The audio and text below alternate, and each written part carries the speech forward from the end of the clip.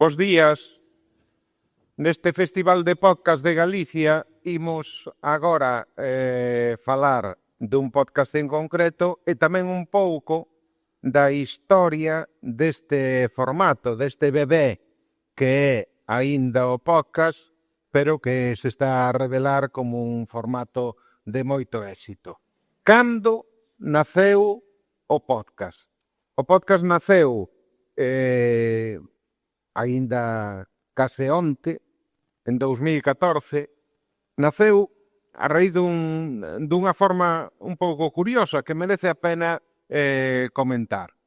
Naceu en Estados Unidos a raíz dun suceso real, un asasinato dunha rapaza de orixe surcoreano, Hae Min Lee, ocorrido en Baltimore en 1999. Entón, esta rapaza apareceu morta un día nun parque, nese ano, 1999, e se emprendeu unha investigación policial sobre o suceso e detiveron a un antigo mozo dela, a un exmozo, xulgárono e condenárono á cadea perpetua.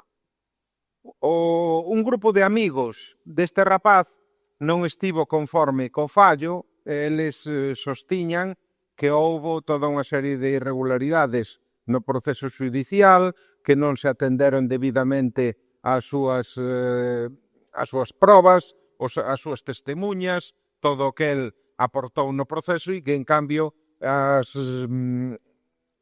os argumentos da acusación que foran moi febles e valorados de xeito irregular polo tribunal. Parece talmente que estuvera falando dun caso que tedes todos na mente desde onte.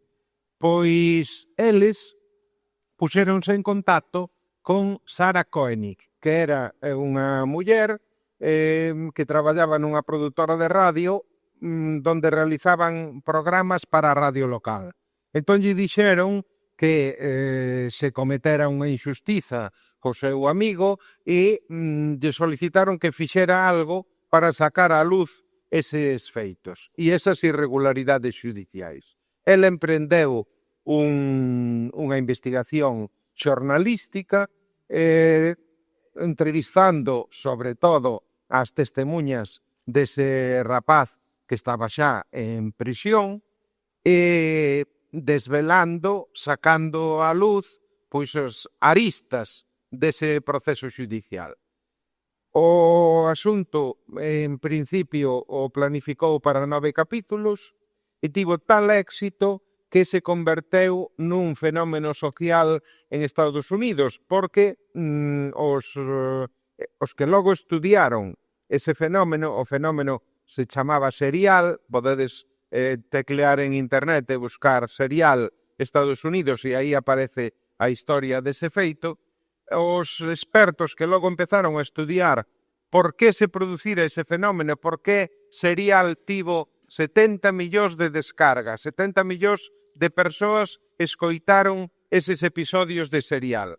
Pois os expertos concluíron que había varios factores que contribuíron e explicaron ese tremendo éxito. Unha, que a forma de achegamento de Sarah Koenig aos feitos foi un achegamento con ética xornalística, fuxiu de tonos de darlle tonos macabros, de aproveitarse dos aspectos máis negros daqueles sucesos, fixo un traballo desde o punto de vista da ética xornalística impecable e que tamén había outros factores que influíron para que se beneficiaran, para que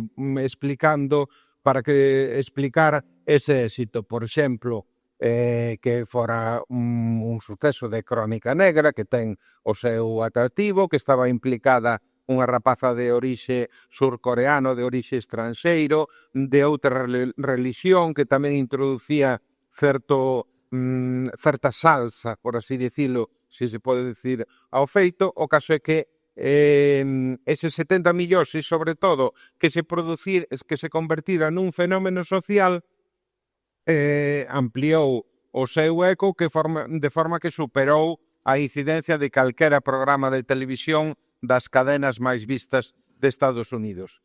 A BBC inglesa, sorprendeuse do éxito deste novo formato que naceu así por casualidade, rapidamente incorporou ese formato e dai saltou a Galicia, a España e ao resto de Europa.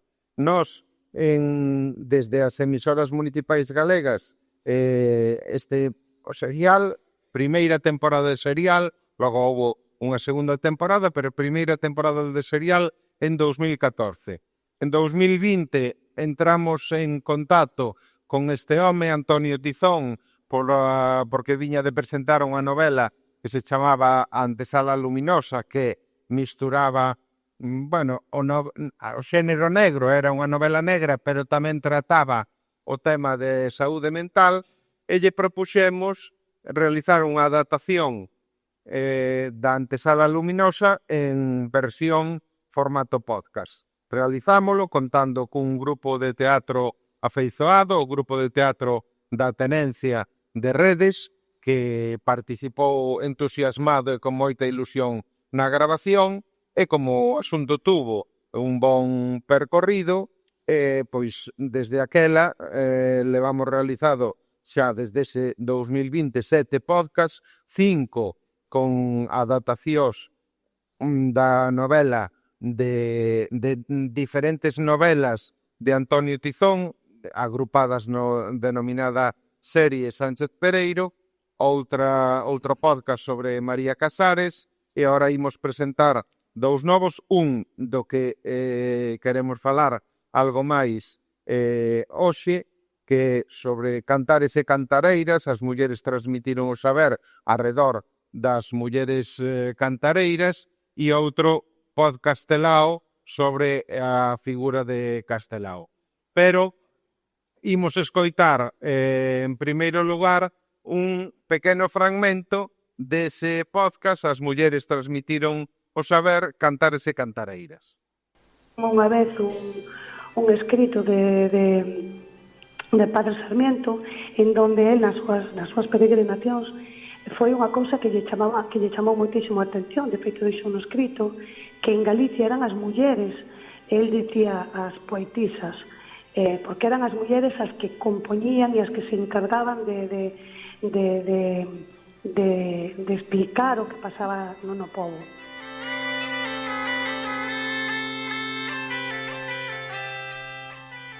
Eu sei que veño de moitos ADNs, sabes? Das miñas avoas, pero moito máis atrás aínda, e cada vez que son unha moi flipada da historia deste país, do que é a Galaecia, moi flipada da historia.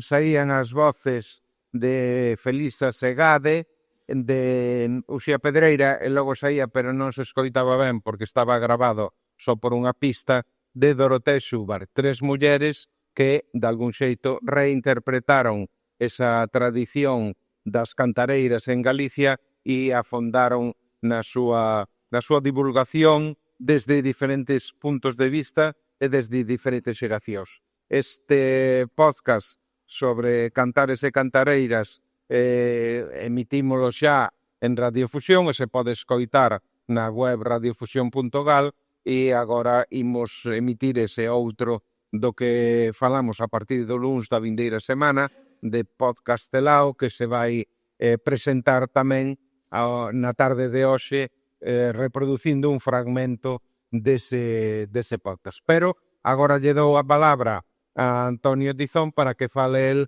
máis destas iniciativas. De todos.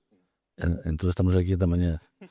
Porque date conta que son 7 podcasts que durante os últimos 10 anos, eu creo que foi, matizando un pouco o que acabas de decir, creo que foi antes de 2020, porque eu antes era Luminosa, publiquei no 2015, un ano despois do serial este, e todo este discurso que vos meteu a vos agora, meteu a min cando me entrevistou con motivo da publicación de Antes era Luminosa, que deu ser en 2016 ou 2015. E foi cando me encargou empezar a facer a adaptación radiofónica da novela. Bueno, eu gostei o periodismo e sabía algo de radio, porque en periodismo, na Facultade de Ciencias da Información, en Madrid, pois damos bastante de radio, de prensa, de televisión, pero de podcast non sabía absolutamente nada. Entón, non imaginaba daquela que esta iniciativa iba a durar tanto con tanta... porque en 10 anos publicar 7 podcasts é un pouco distinto, non? Entón, eu o que me din conta, a literatura é todo o contrario a un podcast, a literatura é un traballo individual, o podcast é un traballo de equipo, hai unha labor de equipo, entón son cousas moi distintas. Eu a verdade é que descubrín moitas, pasei moi ben, fan 2 podcasts, o primeiro efectivamente, como di Enrique, era un teatro de aficionado, que eran, sobre todo, da terceira idade, o que, máis que nada, lo pasamos ben, pero en cuestións de calidade de todo isto, eu creo que empezou a surtir eso, a ir ben, digamos, en cuestión de calidad, o punto de inflexión, eu creo que foi no 2020, cos Incurables, porque despois de Entrar a Luminosa veu Un Home Extraño, Os Incurables, Los Doentes e Madriña Último. A partir de aí, xa se foi profesionalizando por completo o tema do podcast. En cada podcast interviñan de 40 a 50 persoas, tractores, actrices, banda sonora, etc.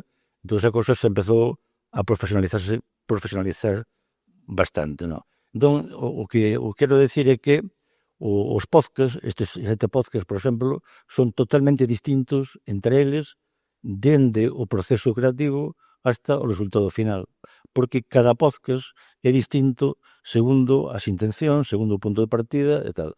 Esta adaptación das novelas negras, bueno, negras que non son exactamente negras, pero que se pode dicir negras para entendernos, vamos a ver, é unha adaptación puramente persoal. Eu collí a novela, ou incluso na última entrega da serie o proceso foi ao revés. Fixemos primeiro o podcast e depois a novela. Pero normalmente collía a novela e facía a adaptación radiofónica. Neste podcast, por exemplo, As Cantareiras, o proceso foi totalmente distinto. Eu o que fixen foi, despois dunha serie de lecturas, moitas lecturas, as fundamentais foron María Lado, Cante a miña compañera o legado das Cantareiras, Richi Casás, Furia da Navila, Xulia Feixó, Concha do Cañizo, Este pandeiro que toco, moitos outros libros, pero son fundamentalmente estos, o meu libro, Copas Analfabetas, que tamén é un libro disco ilustrado, que acabo de publicar este mesmo ano. Entón, eu a partir de aí fixen toda esa documentación, que sabedes que a radio, un dos imperativos da radio é a rapidez, a inmediatez. Entón, a literatura todo o contrario, é unha cosa calmosa, tranquila, con tempo, pero os podcasts, Enrique nos pide de 15 días, unha semana, 3 días. Tens que ter o podcast en 3 días. Entón, claro, eso require unha forma de traballar totalmente distinta. De feito, a última entrega da serie Sánchez Pereiro, que fixe primeiro o podcast, porque non me daba tempo a escribir primeiro unha novela. Unha novela é un proceso creativo moito máis complicado, moito máis longo e moito máis, vou dicir, exixente, nem non sei a palabra exacta. Non ten nada que ver, o que entendín, depois desta experiencia, é que o podcast e a literatura non son incompatibles, son complementarios, non? O podcast pode axudar, pode incitar a ler as novelas e a lectura das novelas pode incitar a escoitar os podcasts. Son medios que se retroalimentan e se complementan, se poden complementar á perfección, non? Incluso os podcasts poden enriquecer o que é a lectura, porque hai moitos máis elementos, hai banda sonora, hai silencios, hai ruídos, hai diálogos, hai música, en fin, hai que saber facer ben a adaptación radiofónica, pero se se fai ben, eu creo que pode enriquecer moito o propio texto literario, non? Son cousas distintas, de feito, a última entrega, Madriña, a novela, ten 15 capítulos máis que o podcast. E o mellor da novela son esos 15 capítulos que non están no podcast, que van a estar no podcast en forma de audiolibro, pero, bueno, eso son outra cuestións. E o outro podcast no que fixen o guión, que os vellos non deben de enamorarse, que é a obra máis famosa, unha das máis importantes do teatro galego, xa o proceso creativo foi totalmente distinto, porque isto era unha adaptación dunha obra xa moi coñecida e que eu non podía tocar. Non podía, a mí non se me ocurre meterme aí no que se dixo Castelao, no texto teatral. O único que fixo foi adaptar eso un pouco á linguaxe radiofónica, gracias, sobre todo, bueno, en todos estes podcasts, teño que agradecer ao éxito, o que te dixe éxito, a Eugenia San Martín, que foi a directora, en algúns casos a actriz, de todos estes podcasts. Sin ela, sería imposible facer a maior parte deles. Madriña, sobre todo, porque ela canta, etc. Pero quero dicir, en ese podcast, por exemplo, de Castelao, o vello deben de enamorarse, a miña única innovación, bueno, é un traballo de documentación, eu xa coñecía moito a Castelao, pero de documentación tuve que ler moito sobre Castelao, pero a única innovación que fixen foi, claro, o podcast tiña que ter un narrador, digamos. O único que fixen foi incorporar un personaxe que aparecía na novela, que era a morte, incorporarlo como narrador, como locutor narrador. Esa foi a única innovación que me permitiu facer no podcast. Incluso me plantei aí se a morte era mellor que fose unha muller ou un home, incluso me plantei que fose unha muller, pero mi madre entonces tergiversaba por completo a obra de Castelao e armaba un lío terrible, porque sabedes que o personaxe da morte era un vello tamén na obra, entón era moi complicado. Entón eu o único que fixen foi incorporar esa innovación. Procurei manter o texto íntegro, aínda que non estuvera normativizado, era igual, porque non vou tocar eu o texto de Castelao ou esa obra teatral. Eu, máis ou menos, claro, fixemos a necesaria e indispensable adaptación radiofónica, porque ese obra de teatro foi escrita por un pintor e ese podcast foi guionizado por un escritor, que son cosas moi distintas, entón non se parecen moito. Entón non sei se queres preguntar algo. No, eu xa para concluir, antes de dar paso á seguinte mesa redonda, é como reflexión, decir que hai anos decíase que para construir a casa da radio se podían utilizar 4 tipos de tixolo, 4 tipos de ladrillo, que eran a palabra, a música, os efectos sonoros e os silencios. E eses 4 tipos de ladrillo eu engadiría que o cemento con que se había que traballar para unilos, como dixo antes nunha ponencia Anxos García Fonte, o cemento era, a ser posible, o humor. O podcast é evidente que ten grandes diferencias, ten diferencias evidentes coa radio tradicional.